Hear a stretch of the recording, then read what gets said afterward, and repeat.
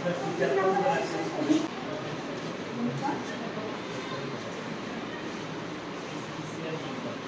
বাচ্চাটার যে কোনো ওষুধপত্র যদি লাগে তো আপনারা যদি এখান থেকে যদি প্রোডাক্টটা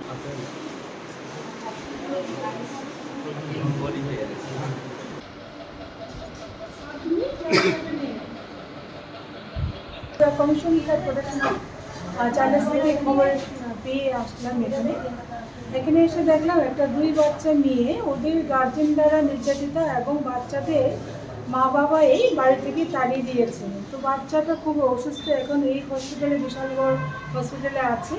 তো বাচ্চাটাকে আমরা দেখে আসলাম, বাচ্চাটা এখন মোটামুটি সুস্থ আছে। মেয়ে বাচ্চা বলে ওই বাচ্চাটাকে বোঝা মনে করে বাবা নিজের বাবাই বিয়ে ঠিক করেছিল এবং এটা স্কুলের মাধ্যমে আমরা খবর পেয়েছি এবং স্কুলে গিয়েছি, উত্তর ব্রজপুর স্কুল, মেয়েটা ক্লাস 7-এ পড়ে। তো এই খবরটা পাওয়ার মাত্রই আমরা সঙ্গে সঙ্গে আসলাম এবং এখানে এসে বাচ্চা মেয়েটির সাথে কথাও বললাম এবং সমস্ত ঘটনায় সঠিক।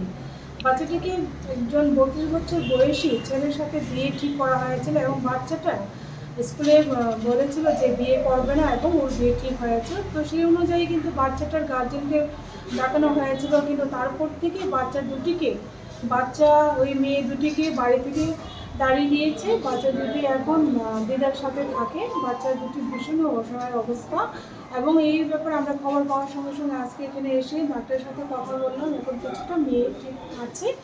তো আমি প্রত্যেকটা জনসাধারণকে, যারা আমাদের ত্রিপুরাবাসী প্রত্যেকটা জনসাধারণকে অনুরোধ করব, বিশেষ করে মা বাবাদের, বাচ্চা মেয়ে বলে কোনো বোঝা নয়, বাচ্চা মেয়েরও আজকাল সব কিছু করতে পারে। আমাদের ভারতবর্ষের মাননীয় রাষ্ট্রপতি থেকে আরম্ভ করে সবাই কিন্তু এখন মেয়েরাও কিন্তু মহাকাশযান থেকে আরম্ভ করে সবখানে পারদর্শীদের সাথে কাজ করে যাচ্ছে এবং সফলতা অর্জন করছে।